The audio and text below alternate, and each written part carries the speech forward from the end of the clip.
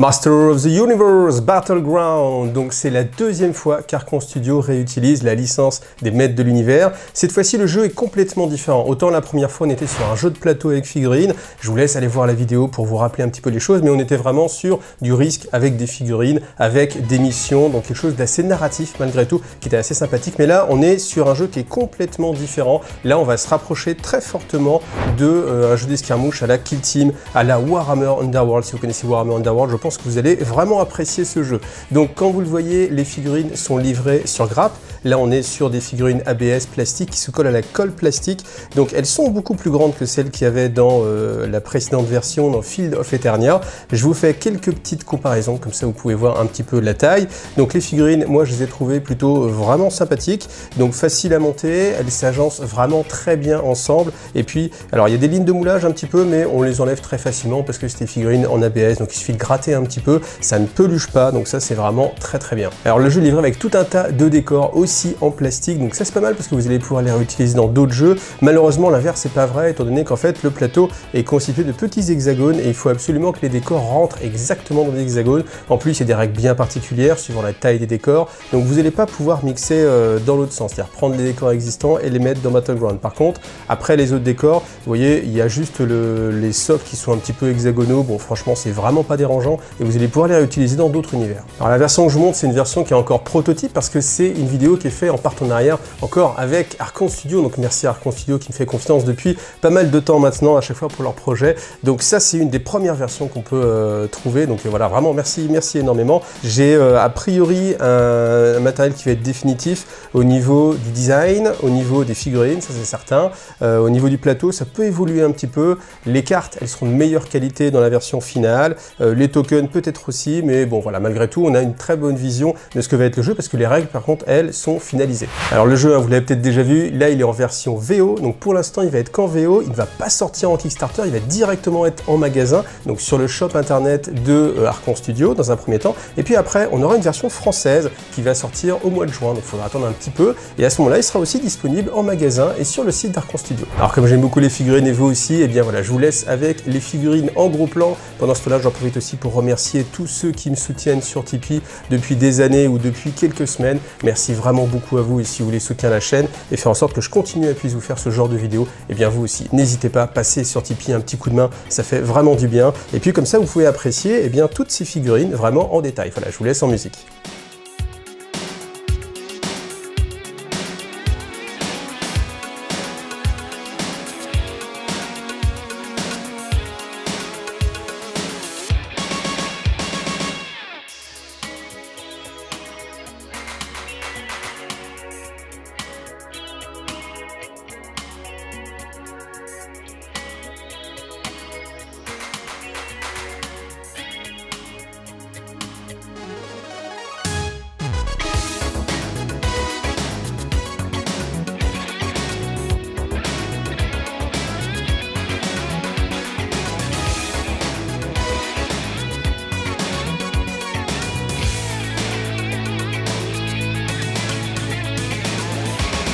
Alors maintenant que vous avez vu le contenu de la boîte et le matériel en détail, on va s'attaquer aux règles. Alors je vous les présenter très rapidement, vous allez voir c'est assez facile à jouer, mais néanmoins ça reste assez tactique. Moi j'aime bien les jeux tactiques, donc ça c'est un jeu qui me plaît. Donc le principe c'est que vous choisissez d'abord votre bande, donc vous avez le choix entre la bande à Skeletor ou la bande à Musclor. Si vous avez plusieurs boîtes, vous pouvez très bien jouer Musclor contre Musclor, la guerre des clones, tout simplement. Après, on peut faire des variations parce que vous n'allez pas jouer forcément les 5 personnages. Je vais vous montrer pourquoi. On va regarder la construction en fait de sa liste d'armées. Donc pour faire votre liste d'armées, vous avez les points qui sont imprimés ici. L'avantage de ne pas les avoir mis sur les cartes, c'est pour faire des mises à jour. Si on s'aperçoit qu'un équipement est trop puissant, qu'un personnage n'est pas assez puissant, au contraire, on peut rééquilibrer en fait les points. Donc c'est pour ça qu'ils sont directement ici.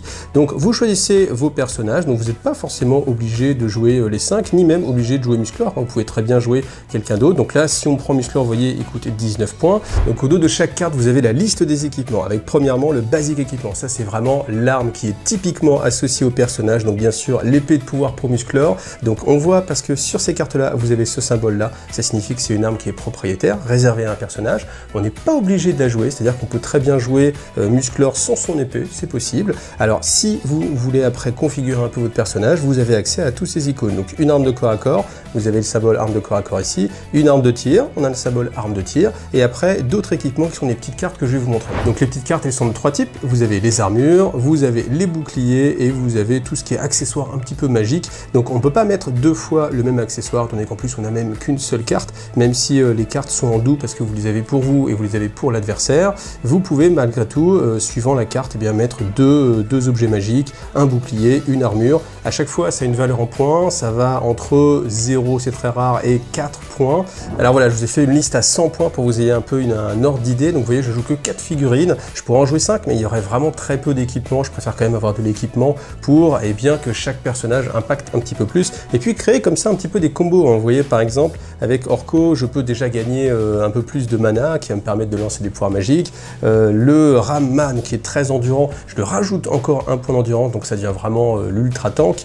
Et puis pareil pour Imen, il va avoir tendance à s'exalter, vous allez voir ce que c'est après. Et bien là aussi c'est pareil, j'aurai un bonus si je m'exalte. Donc vous voyez, il y a ce genre de mécaniques qui sont dans le jeu où vous pouvez choisir d'orienter votre liste d'armées, un petit peu contrôle, avec des personnages comme Orko, un petit peu plus tanking avec Ramman, ou un petit peu plus on fonce dans le tas avec des personnages comme Musclor. Alors une fois que vous êtes fait plaisir avec la constitution de votre équipe, avec les personnages et l'équipement, et bien vous pouvez continuer avec le deck de destin et le deck de gloire. Ça vous rappelle quelque chose? Ouais, moi aussi ça ressemble à Warhammer Underworld, je vous l'avais dit.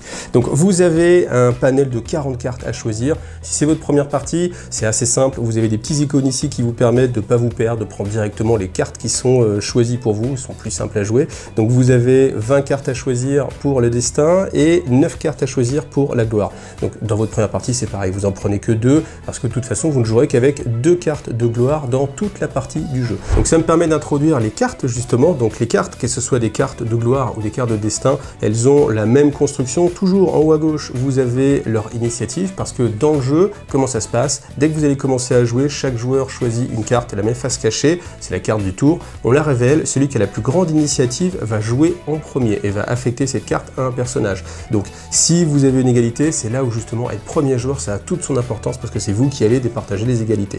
Ensuite, toujours pareil, la même construction, donc vous avez des points d'action pour faire des actions et des points de mana pour faire des trucs de mana. Et ensuite, soit un choix bonus, donc là par exemple j'ai choix plus un point d'action, soit plus un mana, soit pas de choix, par exemple là j'ai directement 2 mana en plus, soit des actions un petit peu spéciales, par exemple là je peux défausser une carte pour en piocher une, et vous verrez que chaque carte est différente et vous avez vraiment pas mal de possibilités, pas mal de petites choses qui peuvent vraiment changer la donne si les cartes sont jouées vraiment au bon moment. La différence avec une carte de gloire, c'est qu'elle va vous laisser aussi un choix, si jamais vous n'avez pas la possibilité de résoudre cette condition de point de victoire. Par contre vraiment il faut la jouer pour gagner ces points de victoire, c'est très important pour la partie, parce que il n'y a que au moment où vous jouez ces cartes là que le personnage va pouvoir faire l'action qui est décrite pour empocher par exemple 10 points de gloire. Donc 10 points de gloire c'est quand même pas mal. Faut vous dire que quand vous tuez un personnage par exemple, vous allez gagner sa valeur en points. Donc si on imagine qu'Orko coûte 16, s'il n'est pas équipé, vous allez gagner 16 points de victoire. Voilà, en général bien sûr on est équipé, donc les personnages vont valoir dans les 20 à 25 points à peu près. Donc une fois que le champ de bataille est fait, eh bien le deuxième joueur a l'immense chance de choisir son bord de table. Mais comme vous le voyez, en fait tout est très symétrique, donc pour moi je pense pas que ce soit un avantage. Si ce n'est de choisir si vous êtes plus près des toilettes, plus près de la fenêtre ou avec le soleil dans la tête, ce qui ça peut être un avantage. Sinon, pas plus d'avantage que ça. Ensuite on passe à la phase d'objectif, donc vous allez mettre des pions d'objectif, donc 2 par joueur, en commençant par le premier joueur. Ça par contre ça a un impact, et dans ces 2 pions, il faut absolument qu'il y en ait un qui soit dans votre propre zone de déploiement, et tout en sachant qu'on ne contrôle pas les pions qui sont dans sa zone de déploiement, donc ça c'est assez important. Ensuite vous piochez vos cartes de destin, donc vous piochez 5 cartes, s'il y en a qui vous plaisent pas, vous pouvez les défausser, et puis en repiocher pour en avoir jusqu'à 5, et après vous piochez 3 cartes de gloire. Là par contre on peut pas s'en défausser, mais parmi ces 3 cartes, vous allez en choisir 2. Donc malgré tout, vous pouvez pas miser tout sur la réalisation des objectifs, parce que déjà il y a une chance sur 3 de le piocher, et puis quoi qu'il arrive, après il faudra faire quelques choix.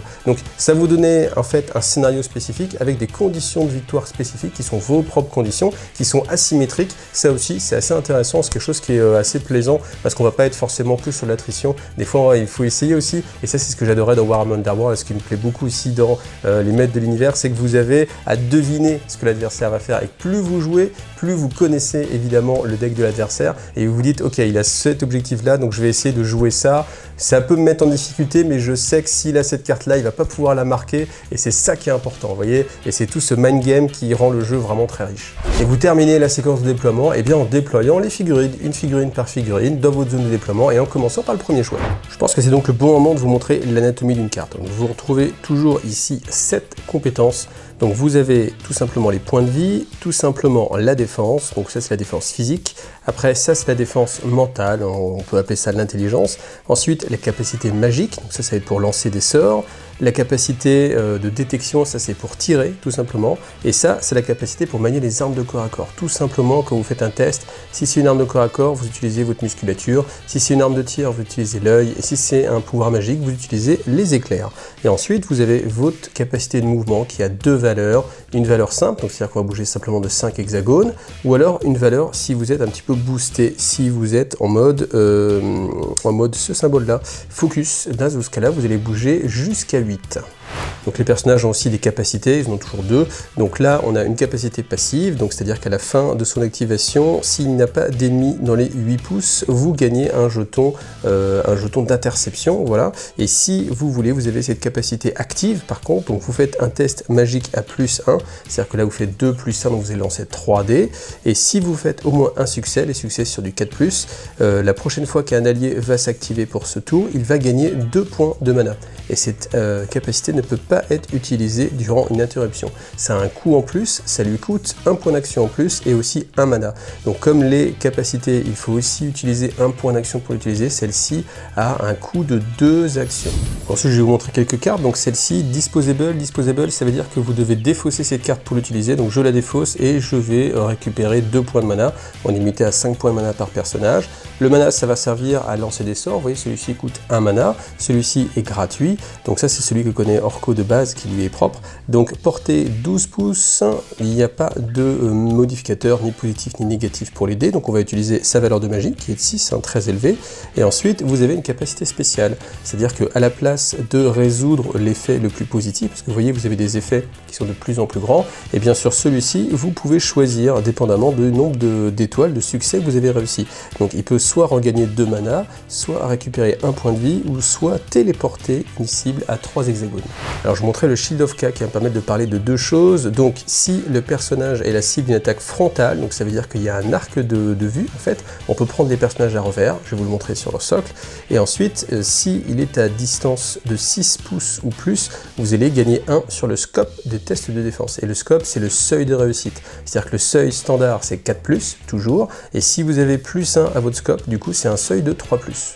Si vous regardez bien le socle de chaque figurine, vous voyez que vous avez un arc de cercle vers l'avant qui oriente en fait la visualisation du personnage, donc c'est-à-dire qu'il va vers l'avant. Quand vous faites un tir, vous devez l'orienter vers votre cible, donc si l'on imagine que le maître d'armes a tiré vers Triclope, vous avez le petit picot qui est ici qui doit être dans la direction de Triclope, ce qui lui donne en fait sa position. Et maintenant, tous les hexagones qui sont derrière son arc frontal, eh bien, si vous êtes à l'origine d'une attaque qui part de ce point-là, donc que ce soit une attaque magique, une attaque au corps à corps ou une attaque de tir, à partir du moment où vous êtes derrière lui, vous allez gagner un bonus à votre scope. Donc au lieu que ce soit un 4+, ça va être un 3+. Donc faites-y bien attention. Si vous posez la question, à partir du moment où un hexagone est à la fois dans l'arc avant et dans l'arc arrière, on considère qu'il est dans l'arc avant. Donc on imagine que c'est l'équipe de Musclor qui a l'initiative, parce qu'il l'a gagné au début de la partie. Donc on choisit malgré tout, tous les deux ensemble, face cachée, une carte. Moi je vais commencer par celle-ci, qui va être assez simple. L'adversaire aussi, l'équipe de Skeletor choisit cette carte-là. Donc là, cas particulier, les deux valeurs d'initiative sont identiques, du coup c'est le joueur qui a l'initiative qui va décider. Donc Musclor va décider de jouer en premier, donc c'est cette carte-là, on la regarde en détail. Donc j'ai 2 points d'action, 0 point de mana, c'est pas terrible. Ensuite j'ai le choix de soit gagner +1 point d'action ou +1 point de mana. Chose que je dois faire maintenant, c'est attribuer cette carte à un de mes personnages qui n'a pas encore été activé. Donc là c'est le début de la partie, donc tout le monde a été activé. Ce que je peux faire, c'est que je peux l'attribuer directement à Musclor. Donc si je la mets sur lui, je choisis le bonus que je vais jouer. donc je vais choisir d'avoir un point d'action en plus et je me retrouve avec un bonus de 3 points d'action. Alors petite particularité sur les cartes, c'est que je peux jouer d'autres cartes maintenant pour rajouter en fait leur bonus à mon combattant. Donc par exemple je pourrais jouer celle-ci que pour le côté bonus, donc c'est-à-dire la partie du bas de la carte, et en rajouter comme ça. Je peux même imaginer jouer toute ma main pour faire une super attaque et vraiment gonfler un personnage. Par contre après le problème, c'est que étant donné que je vais piocher mes cartes qu'au début du prochain tour, au tour 2, eh bien je vais finir mon tour en passant et l'adversaire va être libre de pouvoir agir librement. Donc là on va pas cramer toutes ces cartes tout de suite, je vais activer Musclor. Donc Musclor il a ses 3 points d'action. Donc première chose, avec un point d'action je peux faire un mouvement. Le mouvement est égal à 5, donc je peux compter 1, 2, 3, 4, 5. Il y a des règles spéciales pour passer au-dessus des décors bas, pour enjamber et sauter les décors, donc ça vous consomme 6 points de mouvement par exemple. Les décors un peu plus bas c'est 3 points de mouvement. Je peux monter aussi sur les gécelles si j'ai envie, bon je vais pas trop rentrer dans les détails. Donc là, j'ai plusieurs possibilités. Premièrement, si j'avais une arme de tir, je pourrais très bien déclencher un tir et après bouger. Ça, c'est sans problème. Je peux aussi faire plusieurs fois la même action. La chose spécifique, c'est que si je fais une action que j'ai déjà effectuée lors de ce tour, l'action, au lieu de me coûter 1 point, elle va me coûter 2 points. Et si je veux encore la faire une 3e fois, elle va me recoûter encore 1 point. Donc imaginons, je veux bouger, ça me coûte 1 point. J'ai déjà bougé, je veux rebouger une nouvelle fois, ça me coûte 2 points. Et si jamais j'ai encore suffisamment de points d'action, ce qui est possible avec des boosts, eh bien je peux dépenser 3 points d'action pour faire 3 fois mon mouvement. Autre possibilité, c'est que je peux me focus pour 1 point d'action, auquel cas j'ai accès à ma 2e valeur de mouvement. Donc Musclor il a 5 et 8, donc c'est-à-dire que je peux dépenser 1 point pour me focuser et 1 point je dépense le focus pour avoir accès à ma valeur de mouvement plus grande, donc je vais dépenser 2 points pour bouger de 8 cases. C'est là ce que je vais faire, donc je peux totalement pivoter, alors je suis complètement libre, ensuite 1, 2, 3, 4, 5, 6, 7, je peux pas le contourner par ici parce que dès qu'on rentre en contact dans la zone d'un adversaire, donc c'est-à-dire adjacent à un adversaire, son mouvement est directement stoppé. Maintenant il me reste encore un point d'action, ça tombe bien, je vais pouvoir utiliser l'épée du pouvoir. Donc l'épée du pouvoir, comment ça marche? C'est une attaque, donc à chaque fois que vous faites une attaque, vous regardez, est-ce que c'est une arme de corps à corps, est-ce que c'est une arme de tir, est-ce que c'est une arme magique? Suivant ça, on va regarder la capacité qui correspond. Donc Musclor, vous l'avez compris, lui il est plus fort en corps à corps, donc je vais avoir 5 dés à lancer.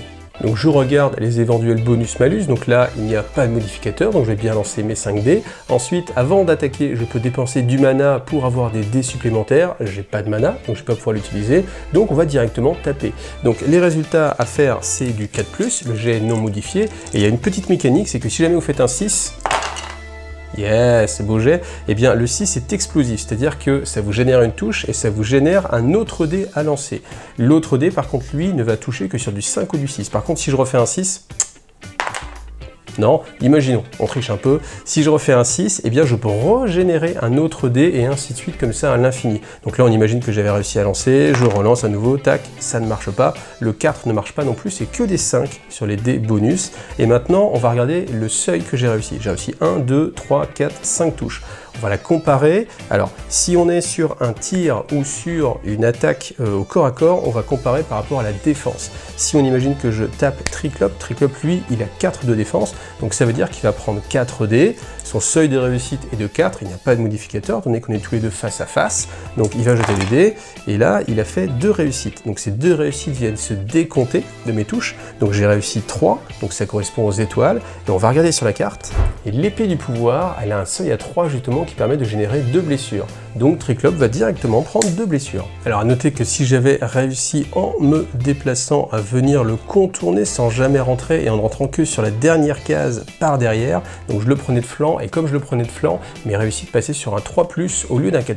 Maintenant une autre possibilité, c'est qu'avec le jeton Focus que j'ai obtenu avec ma première action, je dépense juste un autre point pour aller directement voir l'ami Skeletor. Je n'ai pas dépensé ma super vitesse et ce jeton là je peux le dépenser pour avoir un meilleur scope. Donc c'est-à-dire que là aussi mes attaques vont toucher sur du 3+ sans que je sois forcément derrière lui. Sachant que si on est en mode très malin, très fourbe, on peut cumuler en fait les scopes. Donc je peux très bien avoir 2 dos plus mon jeton Focus, ce qui fait que je vais toucher sur du 2+. On peut toujours pas réussir automatiquement les touches, c'est-à-dire qu'un 1 est toujours un échec et un 6 toujours une réussite.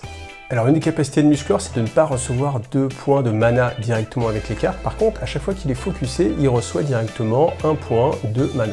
Donc ce qui veut dire que le fait déjà de me focuser, donc c'est ce petit marqueur là, va me faire gagner ce point de mana. Ce point de mana il va pouvoir être utilisé de différentes façons. Déjà tout le temps vous pouvez dépenser un point de mana pour relancer un dé, que ce soit pour les touches ou pour les défenses ou pour les tests, n'importe quel jeté de dé, vous pouvez le relancer avec un mana.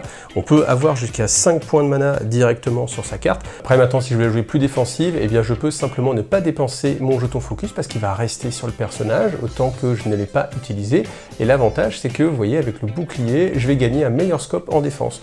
Donc vous voyez rien que dans cet exemple on voit qu'il y a déjà beaucoup de possibilités parce que rien que sur la façon dont on va dépenser ses points d'action, est-ce que je vais aller voir Skeletor, est-ce que je vais aller plutôt vers Triclope, est-ce que je vais aller capturer aussi un pion objectif, parce que là j'ai pas mis pion objectif mais vous avez aussi des pions objectifs à capturer. Pour le capturer c'est très simple, il faut juste être adjacent à lui. Donc si par exemple on imagine qu'il y avait un pion objectif ici, je peux venir ici, me mettre là, être adjacent, et si personne ne vient le contester, à la fin du tour je vais marquer 20 points, ce qui est plutôt assez positif. Je rappelle qu'on peut pas gagner de points avec les objectifs que vous avez mis chez vous, donc ça oblige en fait à aller vers l'adversaire. On peut pas la jouer vraiment trop tranquille à rester dans son coin à essayer de se cacher, il faut vraiment aller à l'action. Donc tant mieux parce que c'est un jeu qui est assez nerveux et où justement on a envie de balancer des petits coups d'épée, des petits coups de boule de feu.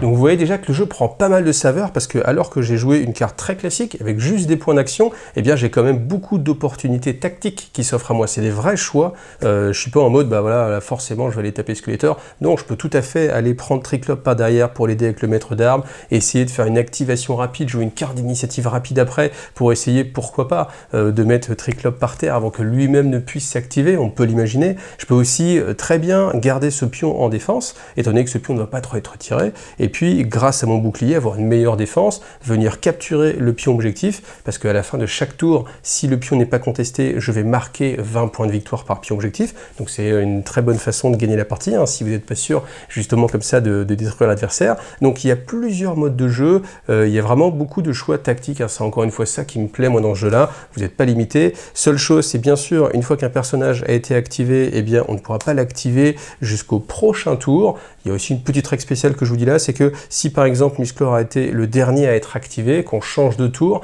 que je suis le premier à jouer, je ne peux pas activer Musclor. Donc c'est-à-dire que Musclor ne pourra pas faire 2 actions consécutives. Il faudra d'abord que soit l'adversaire soit actif, soit moi choisisse un de mes autres personnages avant. Voilà, donc vous voyez, c'est quand même plutôt carré.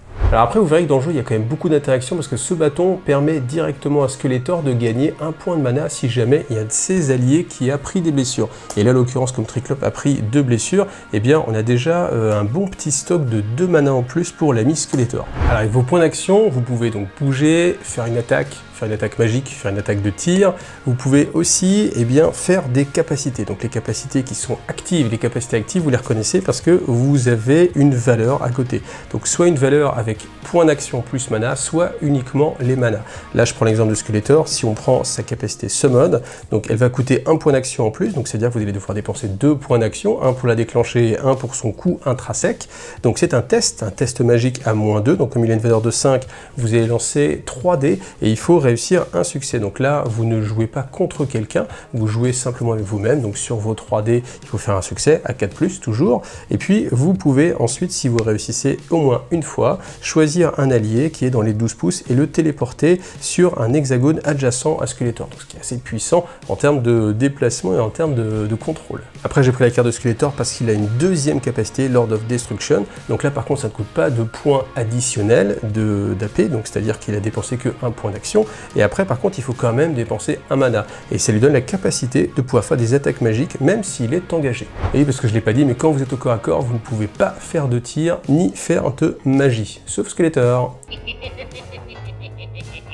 Alors là, je vois venir, vous dites, bah oui, mais dans ce cas-là, est-ce que je peux pas bouger, sortir du corps à corps et puis après faire mon attaque? Oui, vous pouvez, mais à chaque fois que vous voulez commencer une action de mouvement pour sortir d'un corps à corps avec un adversaire, eh bien, vous donnez à chaque adversaire qui est en contact avec vous l'opportunité de faire une attaque. Et bien, cette attaque, en plus, elle va être gratuite et en plus, elle aura un scope de +1. Donc, c'est-à-dire que ça va être sur du 3+, que ça va passer. Donc, réfléchissez bien avant de sortir. Et ensuite, la dernière action possible, une fois que vous avez soit bougé, soit fait une attaque, un sort, un tir, ou alors avoir utilisé une capacité, vous pouvez vous mettre en Overwatch, donc c'est le symbole avec les deux flèches. Ça clôture votre tour, c'est-à-dire que si on imagine que vous avez 2 points d'action à dépenser, que la première action c'est de vous mettre en Overwatch, vous avez perdu le point d'après.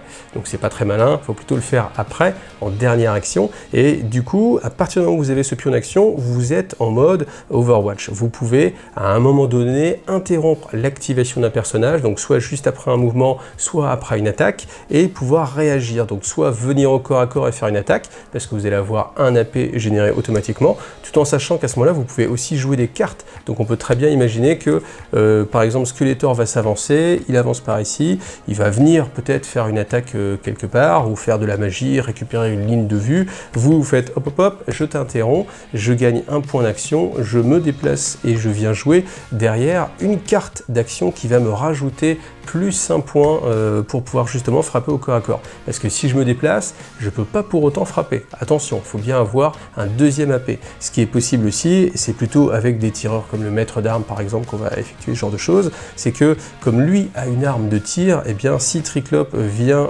bouger et essayer de s'enfuir, on peut justement l'interrompre et puis réussir à avoir une ligne de vue et puis lui faire un petit tir directement. Donc ça c'est un peu plus efficace. Et après justement je vous parlais du maître d'armes parce que son arme de base, eh bien, elle n'a pas de pénalité quand vous tirez en interruption, ce qui me permet de vous dire aussi que quand vous attaquez en interruption, votre scope est diminué de 1, donc c'est-à-dire qu'au lieu de faire du 4+, vous faites du 5+. Mais malgré tout, on peut imaginer aussi que vous allez dépenser votre pion focus, et oui, parce qu'il est toujours là ce pion focus. Donc si vous avez gardé votre pion focus et que vous êtes en Overwatch, quelqu'un arrive, vous décidez d'utiliser votre pion d'Overwatch et finalement aussi votre pion de focus, ce qui fait que vous allez toucher sur du 4+.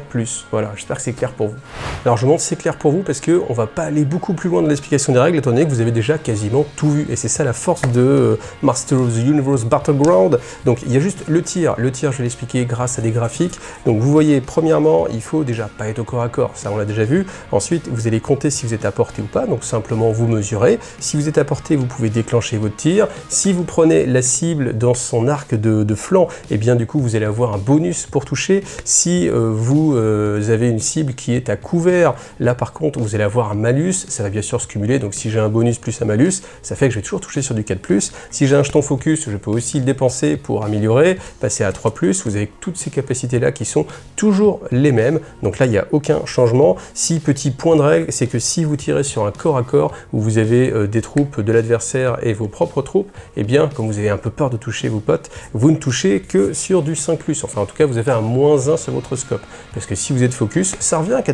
Alors maintenant, histoire d'être exhaustif, je vais vous parler des jetons buff, ce sont les jaunes, et les jetons debuff, qui sont négatifs, qui sont les jetons verts. Donc ces jetons, vous allez les gagner à différentes occasions, que ce soit par des pouvoirs magiques, que ce soit par le résultat d'armes qui vont vous blesser, ou des tentacules qui vont vous prendre, enfin ce genre de choses. Donc vous allez toujours trouver la contrepartie. Donc il y a un jeton buff qui va vous permettre de bouger directement de 2 cases de plus. Le jeton contrepartie, c'est bien sûr vous bougez de 2 cases de moins. Ensuite, vous avez un buff et un debuff pour les attaques, donc soit améliorer de 1, soit diminuer de 1. Ensuite, 1 pour les défenses, donc soit pareil, améliorer de 1 ou diminuer de 1. Et puis ensuite, la régénération ou alors la malédiction. Donc régénération, ça c'est intéressant, le pion vous le récupérez et vous ne l'utilisez pas tout de suite, et quand vous gagnez un autre buff, ou à la fin du tour, parce qu'à la fin du tour, les jetons buff et debuff sont enlevés automatiquement, à ce moment-là, si c'est un buff, vous gagnez un point de vie, vous vous soignez. Par contre, si c'est une malédiction, là vous allez perdre un point de vie. Donc attention, votre personnage maudit, et bien du coup peut être dans sa dernière activation s'il vous reste qu'un seul point de vie.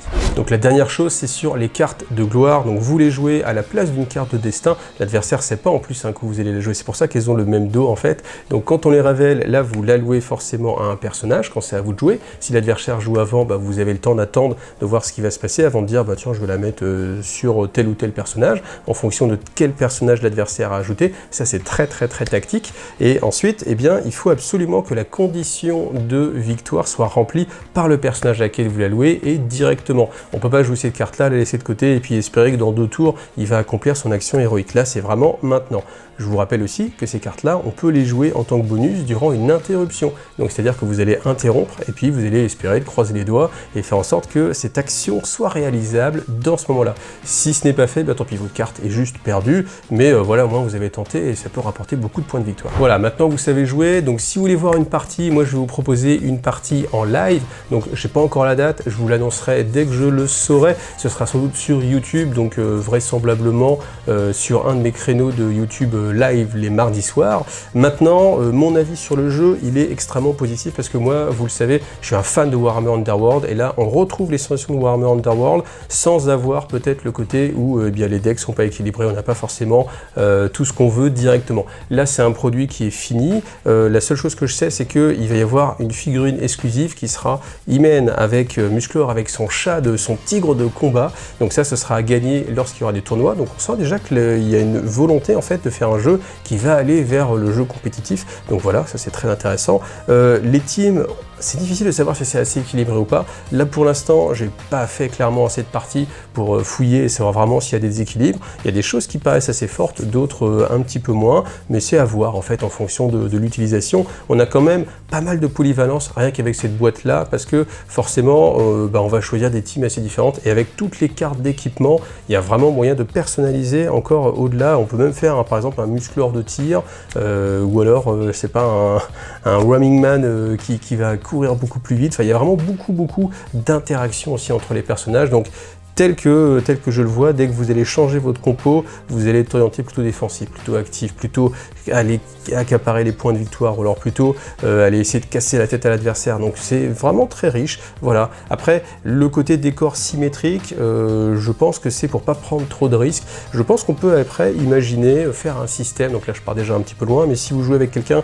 qui a déjà l'habitude de jouer, ça c'est indispensable, vous pouvez faire une sorte de drafting de décors et puis positionner les décors comme vous voulez, comme ça permet aussi aux joueurs qui choisissent son côté et bien de ne pas se retrouver devant un choix qui est inutile parce que de toute façon le jeu est symétrique. Donc ça peut être une bonne façon de jouer. On peut aussi imaginer aussi des drafts de cartes, mais bon là je pars déjà très loin. Je pense que déjà avec ce que vous avez là, vous avez largement de quoi vous amuser.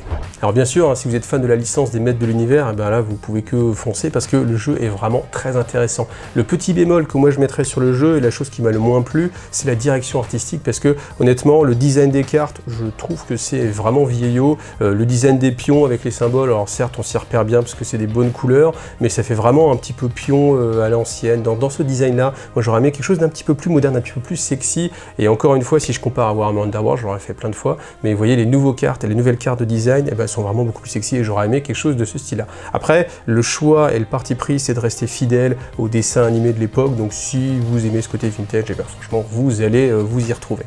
Donc je vous rappelle que si vous voulez voir une partie en live, ce sera un mardi soir sur ma chaîne YouTube, donc je vous mettrai le lien. Vous pouvez vous abonner aussi, n'hésitez pas à mettre des commentaires. Si vous avez des questions aussi sur le jeu, je peux essayer d'y répondre en attendant que ça sorte. Maintenant, il n'y a plus qu'à attendre que ça sorte, voir le prix pour savoir combien ça va coûter, parce que c'est aussi un élément qui va être assez important. Et puis, bah voilà, on testera ça en live. En tout cas, merci à Archon Studio de m'avoir fait confiance avec ce prototype. Moi, ça me fait super plaisir de pouvoir vous tester des jeux comme ça en avance. Merci aussi à tous les amis tipeurs qui soutiennent la chaîne et qui permettent à la chaîne de vivre pour pouvoir faire ce genre de vidéos. Vraiment, merci à vous. Puis si vous aimez ce genre de choses, eh bien n'hésitez pas vous aussi à participer. Franchement, j'en ai besoin. Ça compte énormément. Vous pouvez aussi mettre des commentaires. J'essaierai de répondre si j'ai les questions. Même peut-être que je pourrais les poser directement aussi à Archon Studio. Donc voilà, merci à vous tous. Rendez-vous pour le live et puis rendez-vous dans toute prochaine vidéo. Merci à vous tous et que la force soit avec vous. Mais non, c'était pas Star Wars à la fin, c'est simplement parce que tu vois, le mec après il a son épée et puis il dit tiens, je détiens la force, toute puissante, toi, la force. Donc bah voilà, que la force soit avec toi, que t'aies ton pouvoir de l'épée. Non, ça passe pas? Si, quand même.